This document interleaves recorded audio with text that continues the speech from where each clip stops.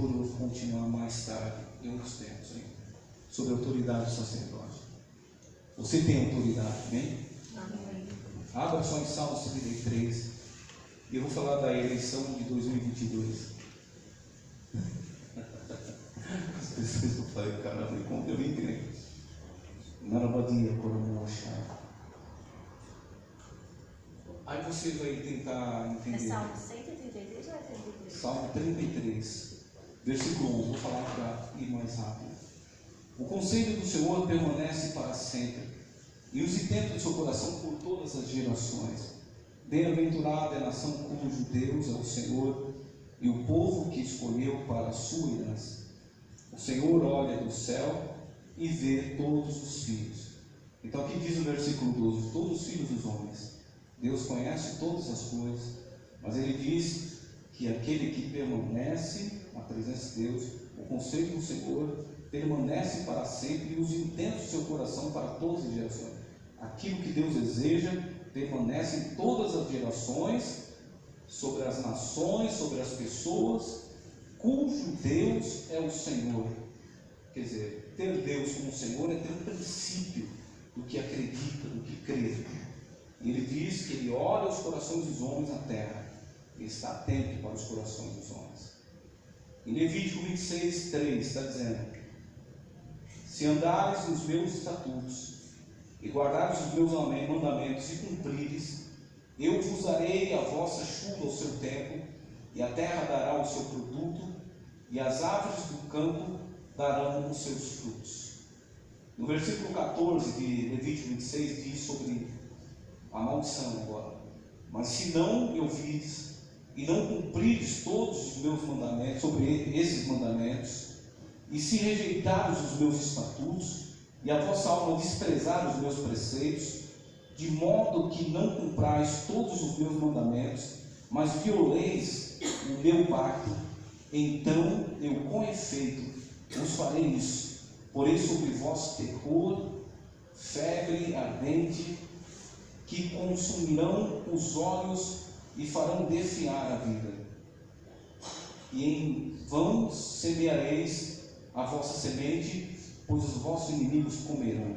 Então vejam só, no Levítico 26, o Senhor está dizendo primeiro: bem-aventurada é a nação que confia no Senhor, as pessoas que têm o Senhor como centro das suas vidas. E no versículo 26 de Levítico, ele fala sobre duas partes. Uma parte ele diz sobre bênção do Senhor para aqueles que guardam, repete comigo, os seus estatutos, os seus preceitos.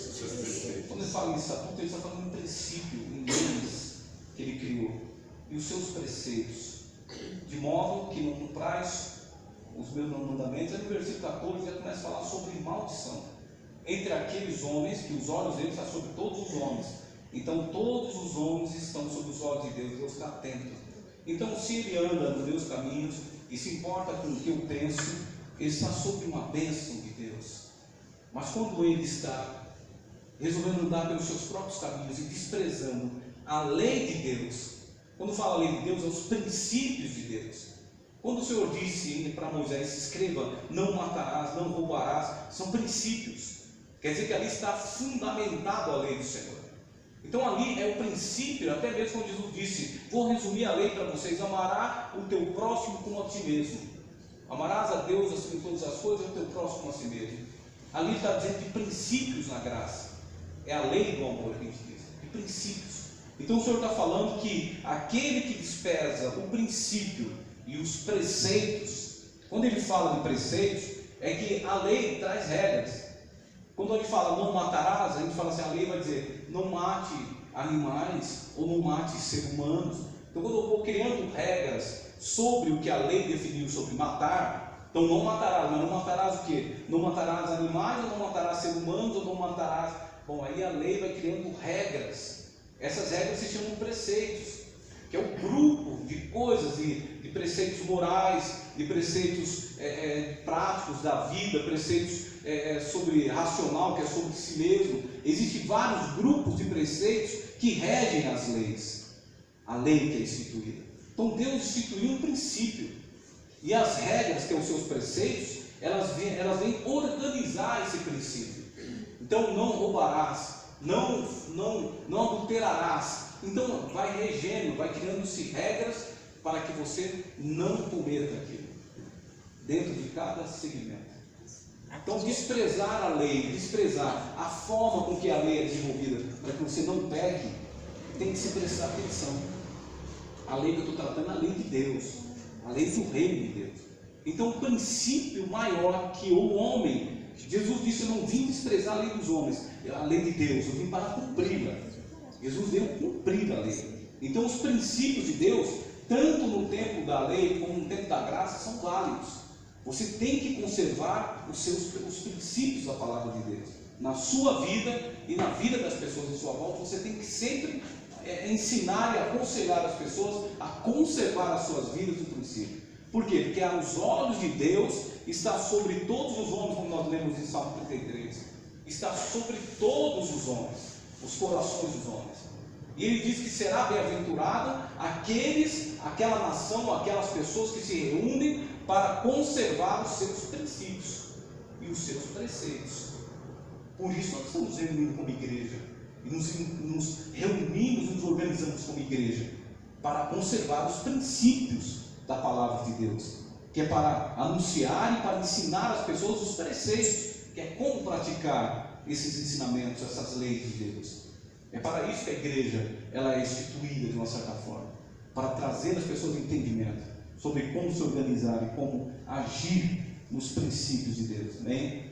Então o que eu quero dizer com isso? Que você entenda, quando você for participar, eu não sou político, não defendo política, e nunca vocês vão ver nesse palco, nesse púlpito, vocês vão ver qual político eu não gosto dele. Púlpito, vocês não vão ver pessoas vindo aqui politicamente anunciando: eu sou isso, eu sou aquilo. Não. Pode até orar, teu irmão aqui, quem quiser, teu irmão se candidatando, não, mas é com ele. Por quê? Porque política é político. Você quer ser político, é pastor, não sai, vai ser político. Eu penso assim, pelo menos. Vai ser político. Depois você parou de ser político, você tem que ser pastor. Dá para entender? Para mim, pastor é quem exercita a sua autoridade, quem está ativo na sua autoridade.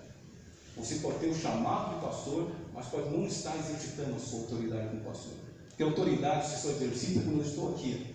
Eu estou exercitando a autoridade de pastor, porque vocês estão aqui para me receber e vocês delegaram a mim esse respeito, essa submissão, essa obediência àquilo que eu falo. Então eu estou ativo. Então eu estou exercendo a minha autoridade como pastor. A partir do momento que eu fecho a igreja ou deixo de estar cuidando de pessoas, eu não estou exercitando a minha autoridade, apesar de ter visão e autoridade, mas eu não estou exercitando. Então, para mim, quando você está exercitando sua autoridade como político, você para mim é político. Primeiro, pode até ser um pastor com autoridade, mas você é político. E quando se mistura essas coisas, só dá besteira. E uma coisa eu vou dizer para você, eu fico triste.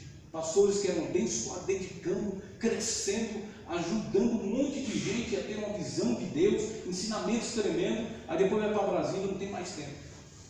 Aí tranca tudo, escola que dava aula na igreja, não dá mais aula, não vai mais nos cultos porque não tem tempo, de viagem demais, por causa da política. Por isso que eu digo, você vai se dedicar à política, ou você vai dedicar a Deus, à obra de Deus.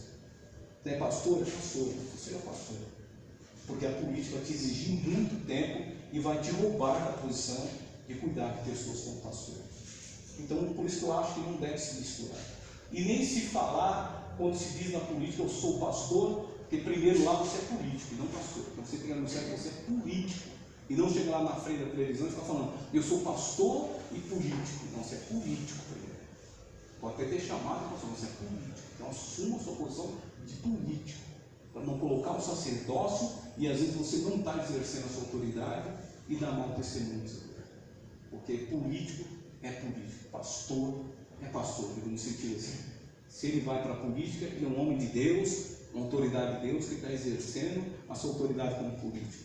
Por que eu estou falando isso? Eu me sinto uma obrigação, não é por causa de Lula, Bolsonaro, não, para mim isso é fichinha, você não vai levar a lugar nenhum essas discussões para mim é uma perda de tempo. E na verdade a igreja deveria estar orando para que a vontade de Deus se cumpra no Brasil, como nós viemos orando todos esses anos, para que a corrupção no Brasil fosse derrubada, para que os poderes de Satanás que oprimiam esse país viessem a ser derrubados. Foi uma igreja, vários intercessores e grupos missionários que eu acompanho há muitos anos, não agora não, muitos anos, em oração e intercessão, para que o país seja abençoado, como estamos sendo abençoados no mundo de crise que está tendo no mundo. De uma certa forma, ainda estamos saindo bem, de uma certa forma. Poderíamos estar melhor se a igreja orasse mais, mas a igreja é uma fachada de cristão, que não pratica de verdade como deveria. Então vai para a igreja, mas quem tem que orar é o pastor. Eu não tenho obrigação de orar em casa pela nação, pelas pessoas, é o pastor, ele que se importa com as pessoas. Eu só tenho que ir lá na igreja fazer a minha parte, pôr minha cara lá, bater o ponto, né? E tchau. Não é bem assim, né? Por isso que eu estou falando muito sobre sacerdócio, que é uma coisa muito além do que você imagina do seu chamado. Então eu só queria falar sobre isso, e só para finalizar, eu queria só comentar sobre Gideão, capítulo 8. Eu não vou nem ler os versículos para ir mais rápido. Então, assim, em Gideão, capítulo 8, está dizendo que quando Gideão venceu a guerra, a primeira coisa que as pessoas fizeram, sabe o que foi que as pessoas disseram? Gideão, você precisa ser governador sobre nós. A primeira coisa que eles fizeram. Só porque Gideão teve respostas e direção de Deus, eles já quiseram eleger Gideão como rei sobre eles. Sabe o que Gideão disse? Só vou ler a resposta de Gideão em Juízes 8. Gideão disse assim: eu não serei governador de vocês, e o meu filho também não. O Senhor Deus é quem será o governador de vocês. Amém? Versículo 23. Gideão respondeu para o povo: vocês não precisam de rei, porque vocês têm a Deus para governar sobre vocês. Então ali não existia eleição.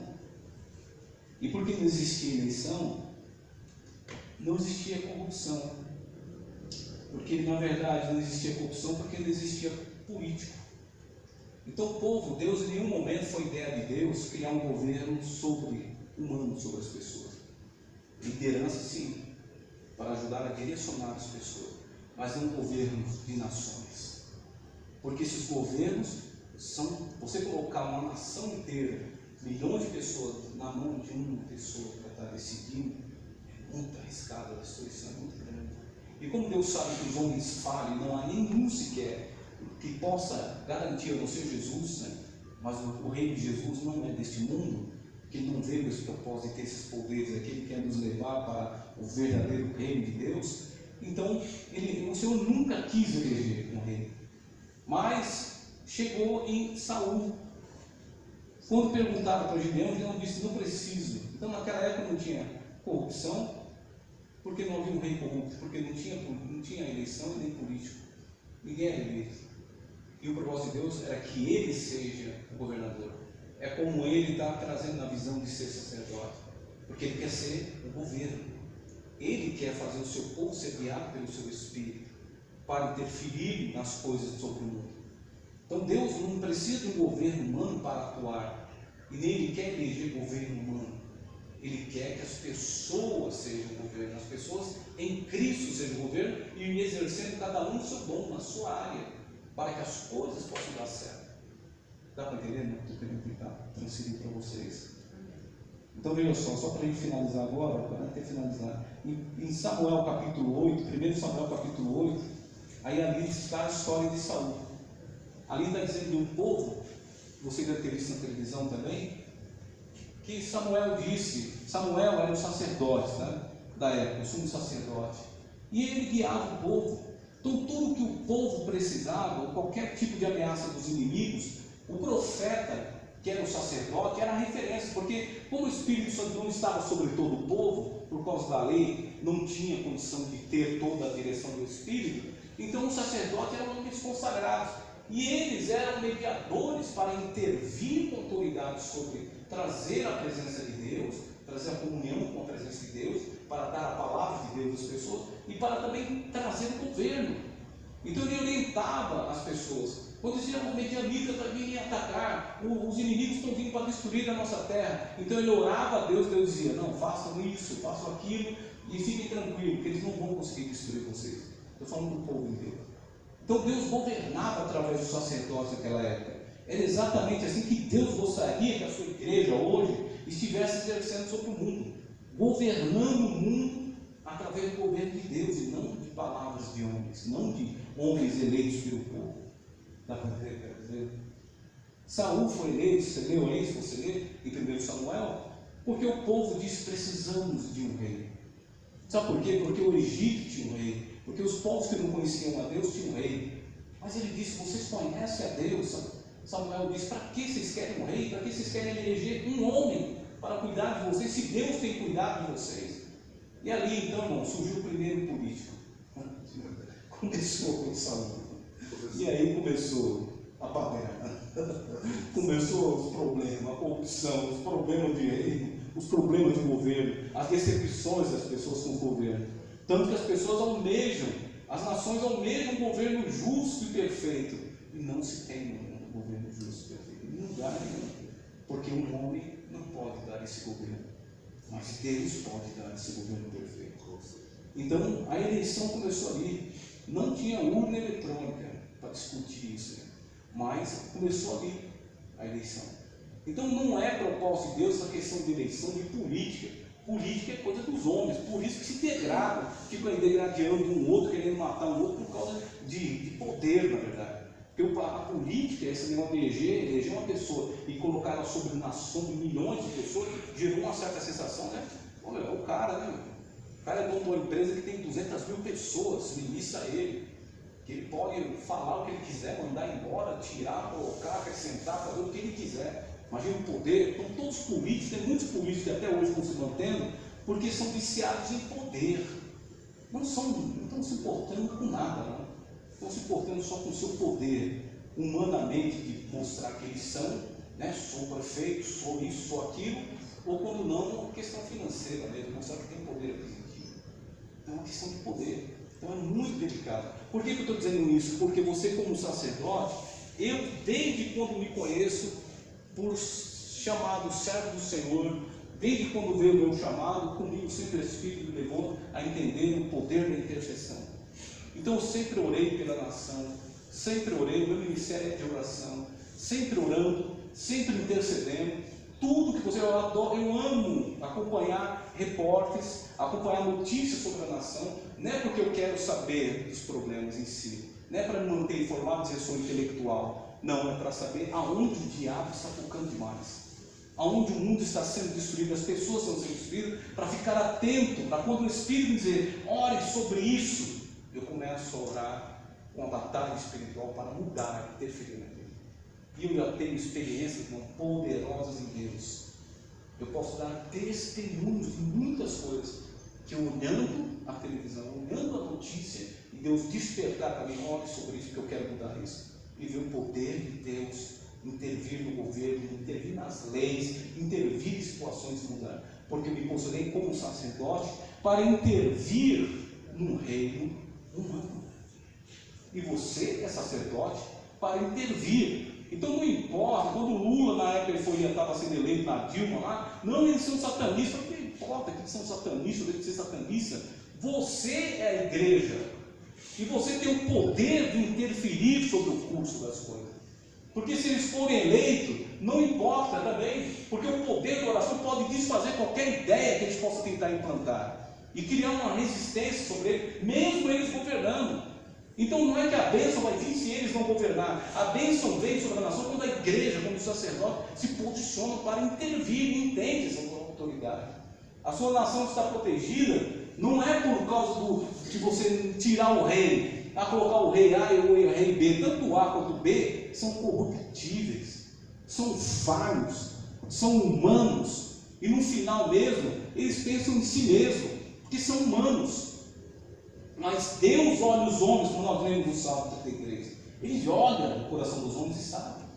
Você tem que se posicionar naquilo que é princípio e naquilo que é preceitos de Deus, e orar a Deus para dar direção a você no que você deve fazer quando você for eleger alguém, já que ele tem esse dever cívico, né, é o meio obrigatório, né? Você tem que participar da sociedade. Então, já que ele tem que participar, então quando você for eleger, você pense nos preceitos, nos princípios do Senhor. Não estou falando defendendo nem A e nem B, estou dizendo pense nos princípios. Vote no seu Zé, vote na Maria, no João, Mas não vote em alguém que declaradamente possa dizer a você, não estou dizendo que ninguém disse isso, estou dizendo que possa declarar a você que nós queremos implantar coisas demoníacas.